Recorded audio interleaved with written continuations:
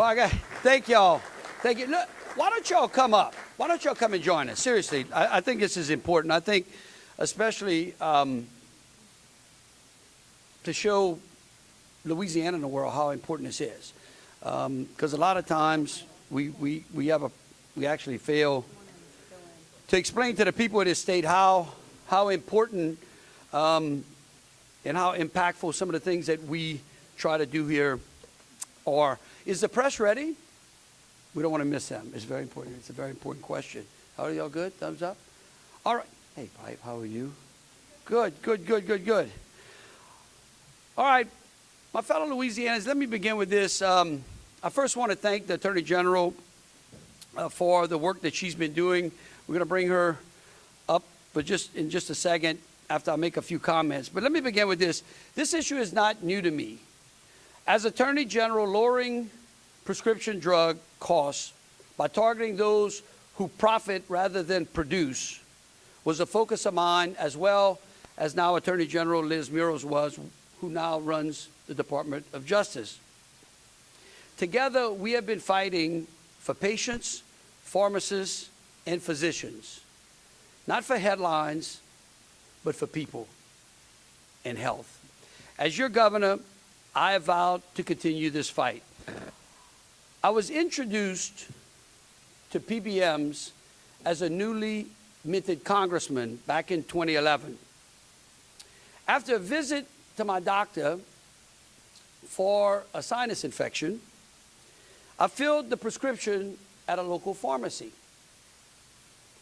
only to get in the mail about a week later a letter informing me that I could switch pharmacies and receive a year's supply of the medication that the doctor had written to me.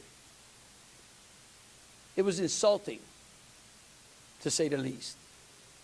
I was flabbergasted. I called my doctor and I said, you only wrote me a script with one refill, and I want to know how these people know that you wrote me a script and why they are interfering in what pharmacy I want to use.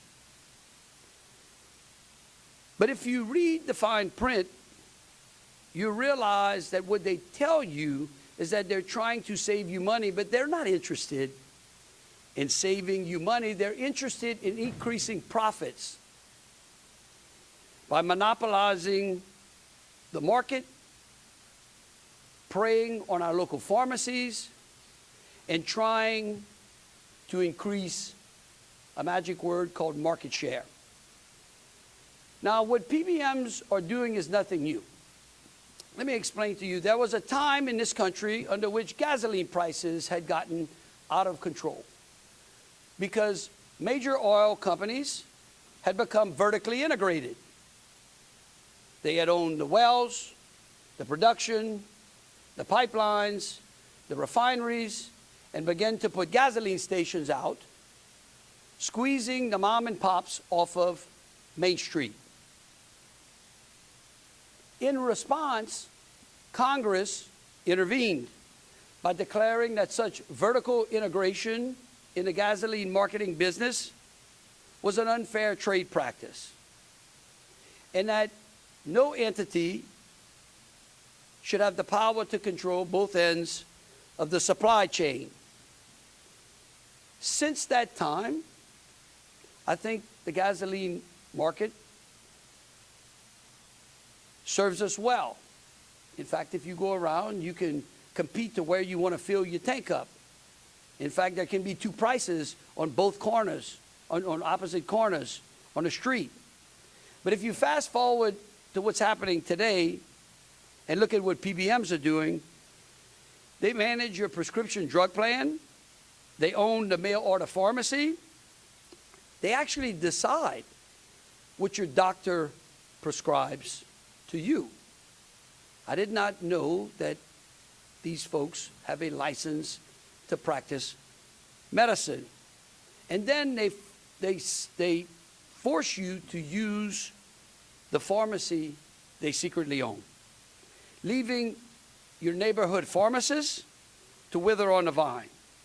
They re-prescribe, they redirect, And their service is so inefficient, they pile administrative processes and paperwork on our doctors and other pharmacies.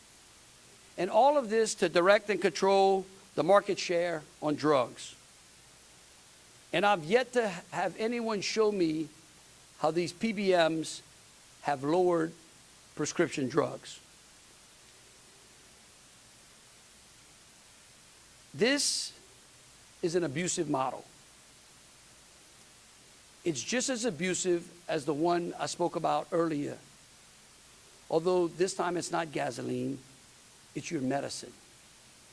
PBMs are not healthcare providers. They are corporate profiteers inserted into the most intimate part of your life and your health. They do not make a product. They only make a profit.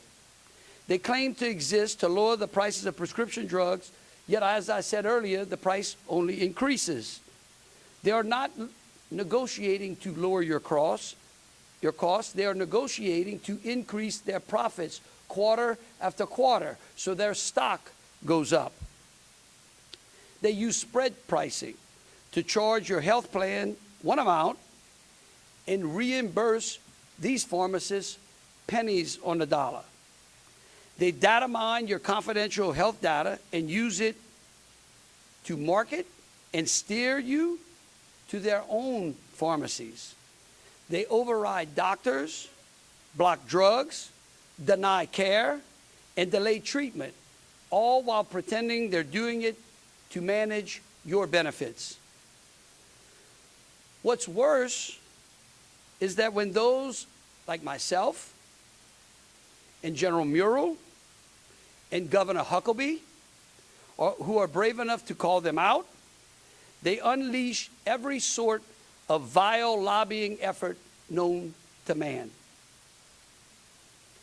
While we have passed legislation to ban spread pricing, outlaw patient steering, prohibit the use of personal health data for marketing or redirection, and protect the doctor-patient relationship,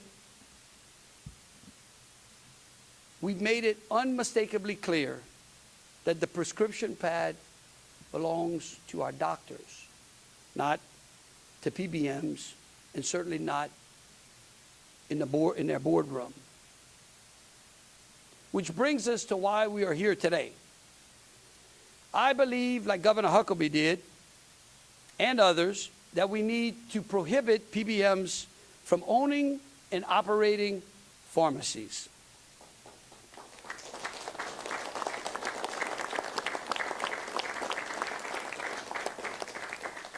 Just like Congress prohibited all companies from owning the gas pump, we should ban PBMs from monopolizing so that they own the drug counter. When you let middlemen control everything, it's not a free market. It's a rigged market. And when your access to medicine is dictated by profit motives, unfortunately, the only people are we that suffer. So as we try to dismantle this racket and move legislation that was successful in Arkansas to prohibit vertical integration, CVS decided to use your customer data, if you are a member or if you are a patient of CVS, in breach of their fiduciary duty to push a political message. And what you were exposed to was the full display of power that CVS thinks it can use over its customers. CVS abused customers' sensitive information to push a political message. Because as we work to educate legislators on why vertical integration did nothing to lower prescription drugs, a text went out. And how do I know it? Because the First Lady received one. And she was not happy. It came on the same text chain under which CVS would identify for her that her prescriptions were ready. Now, CVS can claim that they didn't use her data, but they're certainly using the same text service on the same text chain. How could they use her personal data to push a political message was the question she asked me as we were working to educate legislators on vertical integration. And I also believe that it was the sentiment felt by many people around the state of Louisiana. Sending out this mass text message filled with propaganda is both unethical and manipulative. And this state will not be bullied. I asked the Attorney General to investigate this matter immediately. Because you see, some of the contracts that CVS has specifically prohibit them from exploiting prescription drug information obtained from beneficiaries in order to achieve monetary gain or economic power over their beneficiaries, pharmacists, and pharmacies that is in their contractual obligations. With that, I would like to bring up the Attorney General to announce the results of the investigation that she put forth and the actions that she intends to take. General Murrill. Thank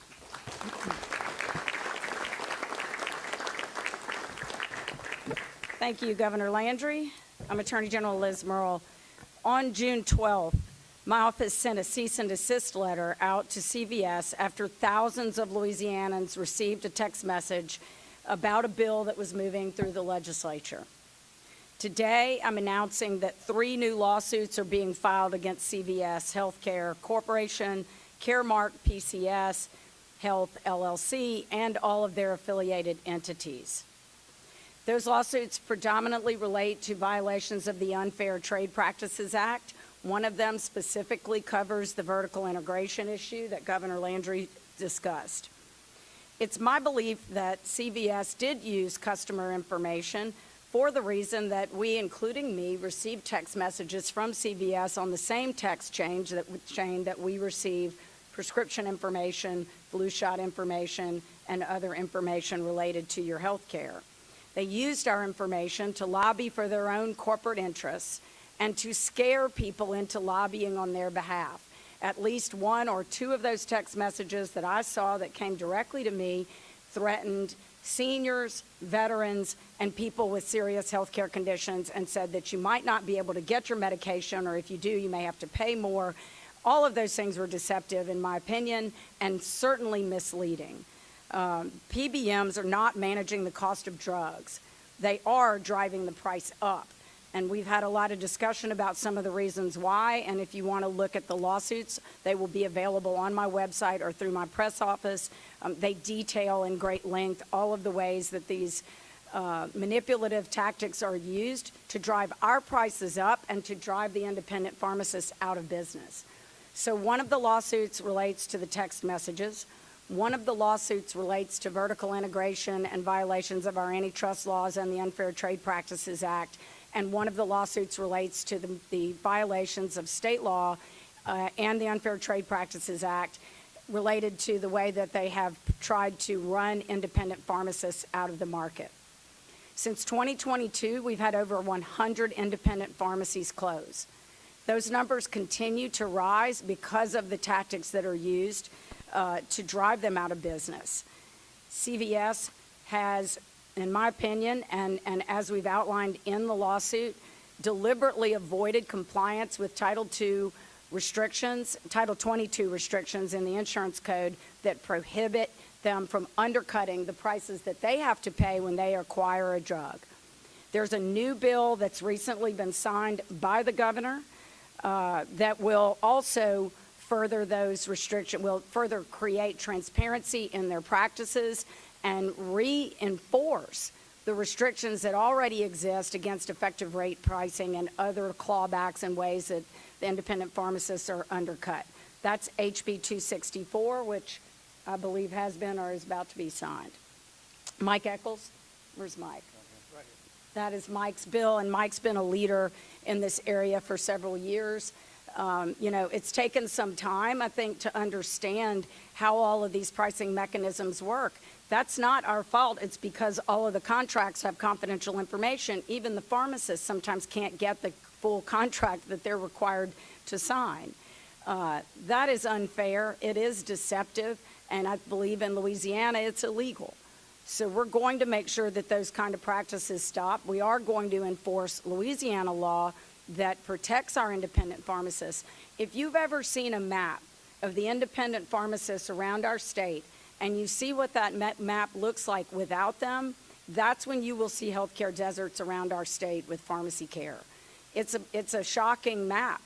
I've asked Randall Johnson to make sure that that map is available on their association website so that you can see what it looks like when we lose their services. And these are the people who care about us. They are in their stores every day. They live in our communities, and they are engaged in making sure that our health care is protected. CVS hasn't done that. In fact, they used our personal information against us.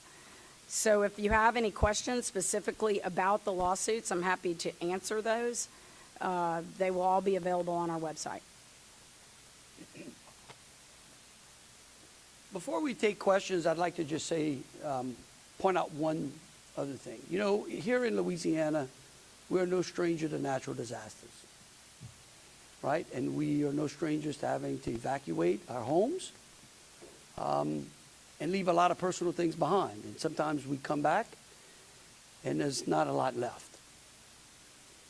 I will let you ponder on this. If you receive your medication from a mail order pharmacist and you have to evacuate, and you have to go and try to hunt down that mail order pharmacist to then try to send you your drugs at wherever you move to, you know how difficult that is? Please press 1, please press 2, please press 3. Oh, the information you told me you're at is not where you live. Yes, I don't have a home anymore. That is why the people standing next to us are so important.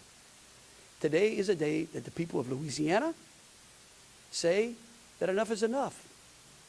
That we choose Main Street instead of Wall Street. And with that,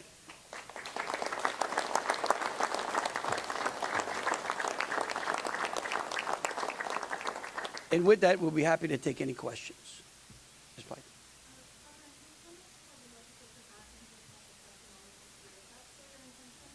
We are convening a group of some of the best and brightest regarding PBMs and vertical integration. We are, and working with the Attorney General, going to go back through all of our statutes and determine whether or not we could exercise the authority unilaterally. But if we can't, then certainly we intend to bring the legislature in so that we can put the laws in place to protect our people. As soon as I find out when I can act, we'll act. I also wanted to, I know that Senator Cloud is here and Dixon McMakin is here. These two legislators have been doing a tremendous amount on this issue as well. Yes, ma'am.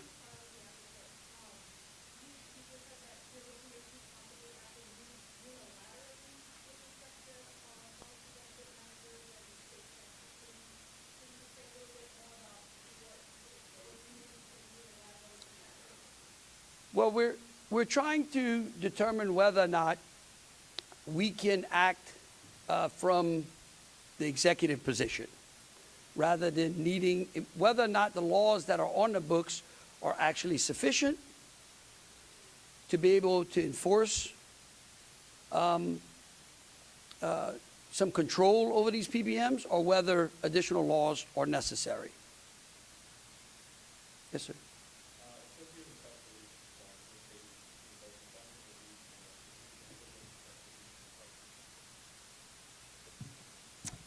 That's just general language that we put in every lawsuit, but restitution would be related to any kind of specific damages that we incur in the investigation of the lawsuits and related to their practices. We've lost pharmacies around our state, and we've had to come in and surround those areas with additional services. Sometimes that even costs us more money. So, you know, whatever we can justify, we're going to seek. We also have penalties and attorney's fees under the Unfair Trade Practice Statute.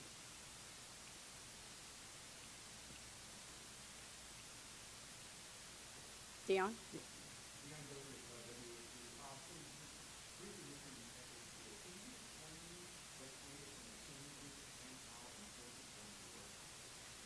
Yeah, so Randall Johnson with the Independent Pharmacy Association, Pharmacist Association, can explain a lot of the details of that legislation. I can tell you that generally it provides a lot of transparency around pricing. It also has some very strong protections for the independent pharmacists against some of the practices that we outline in the lawsuit, like clawbacks, rebate manipulation, the kind of contracting that they do to undercut their prices and what they have to actually pay for the drug.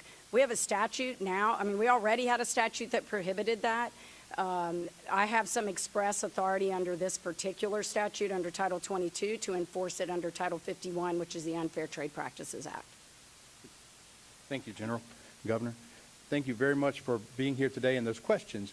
This law that has been signed by the governor, is being signed by the governor, House Bill 264, brings added transparency toward the goals that these pharmacists have, which is that the patient find access to necessary prescription drugs from their choice of pharmacy, and that that pharmacy be able to fill that prescription because we have the laws being enforced, the laws that we passed, the laws that prohibit steering, telling a patient that you can't use your local pharmacy, you can't use a pharmacy close by, that you have to go out of state, out of town to mail order. We also face with effective rate pricing where they pay a pharmacy and then reduce the amount they pay to the pharmacy after that prescription has left, and driving that pharmacist to where they are not being reimbursed to cover their cost. The pharmacists have only asked to have their cost reimbursed, their cost of acquiring and dispensing the drug, and we have passed those laws overwhelmingly by our legislature. This piece, which has passed with no nay votes in our Louisiana legislature and is being signed by the governor, offers the added enforcement of laws which have been on the books and we have not seen enforced until this time. Yes, ma'am.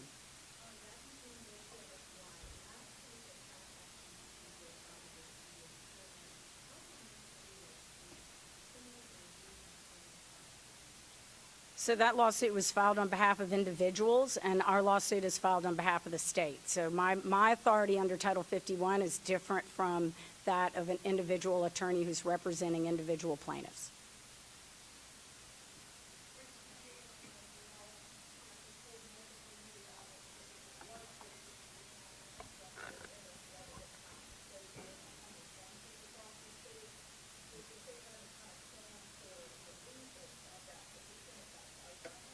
Well, that's an interesting, and it's a great question.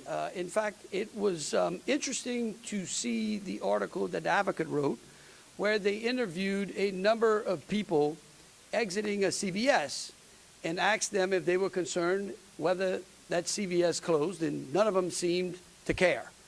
I will also tell you that I can make maps available to you all that show you the number of pharmacies in Louisiana in addition to CVS's. I have not been able to find a place where there is a CVS and there isn't additional pharmacies in close proximity to that CVS. I feel very confident that the market can handle the closure of CVS if that's what they determine to do. However, we are not going to allow companies to come in here and prey on our Main Street pharmacies. That's the problem. That's where we are here. That's called monopolistic practices. There are laws against that. Yes, ma'am.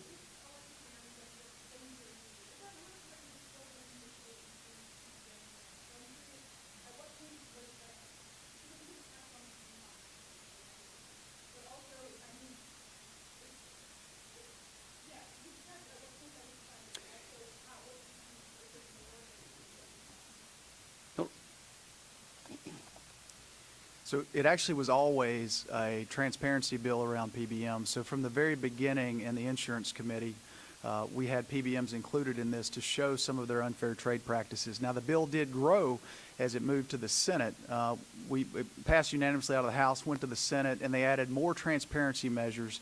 We upgraded the measures where the Attorney General has more oversight and can, hold them accountable for certain things. And there were 4 or 5 more provisions. When you look at the whole bill, we banned spread pricing. We put a lot of rebate reform. Like right now, PBMs collude with health plans, and they keep hundreds of millions, if not billions of dollars. They turn around and rip off these guys by holding their money or pulling their money back through clawbacks. It's an extraordinarily large unfair trade practice, and it's only gotten worse over the last 2 decades. I've been able to work with the pharmacists and independent pharmacies over the last couple of years to pass small bits of legislation to protect the Office of Group Benefits.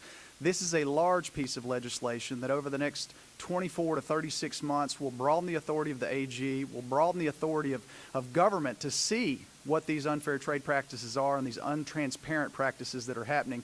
And I think at the end of the day, they've been out there messaging, and CVS is one of the bad guys. There are other ones that are out there that have done these exact same practices. That CVS is not alone. I think that at the end of the day, when we get 3 years down the road, it will lower prescription drug prices, increase transparency, and actually increase access. You got to remember, 10 years ago, there were more independent pharmacists in this room. CVS has put them out of business by manipulating pricing, and that has to stop. Yeah. I want to just point out to that I also have existing lawsuits against Optum Rx and Express Scripts for the same kind of conduct. So we now have lawsuits pending against about I think there's only one other one right now that we do not have a lawsuit pending against, and we're looking at that one too. But those 3 that we've sued account for about 80% of the pharmacy market. So this conduct is pervasive. It is across the PBM market. And when CVS declares that it would have to close 100 pharmacies, I will tell you that they've already closed 100 pharmacies. It was theirs. Sure.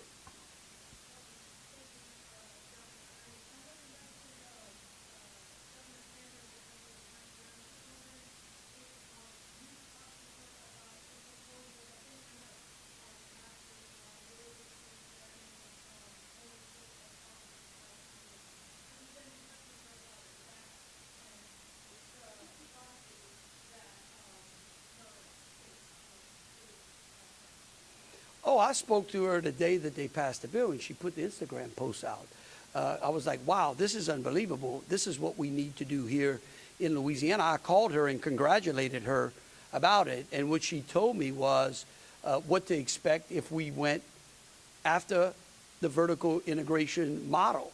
She told me that they had spent in excess of $1.5 million against the governor of Arkansas because she simply wanted to lower prescription drugs in Arkansas and cared for the people of Arkansas.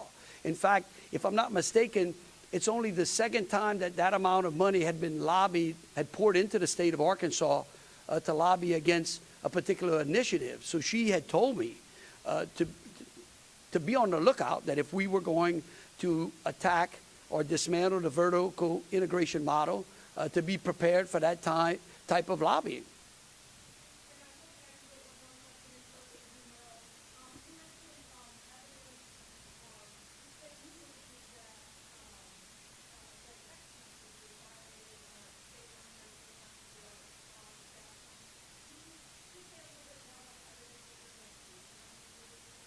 Well, I received a number of complaints the first day that the text messages started to go out, including one from the governor and the first lady. Also received the text messages myself so I could see for myself what the messages were saying. We sent a cease and desist letter out on June 12th.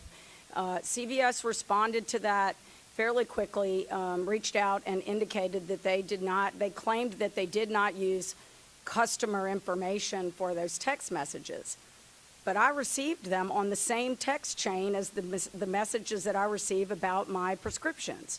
So I find it hard to understand how they weren't using the same information to release those text messages since they all came. I mean, one says, you've got a prescription waiting and your flu shot, you can get your flu shot here, and then the other one says, oh my God, veterans, seniors, and people with chronic or serious health conditions, you might have to pay more for your drugs, and you might not be able to get your prescriptions filled. So it's all on the same chain, and I think that is some pretty serious evidence that they were using customer information for it. Okay, well, thank you so very much. We appreciate local pharmacists that are here today, and we will be updating the press as I'm sure the Attorney General is, as the suits move through, and we will let the press know as we make our way towards whether or not we can take unilateral action or we need legislative action. Thank you so much.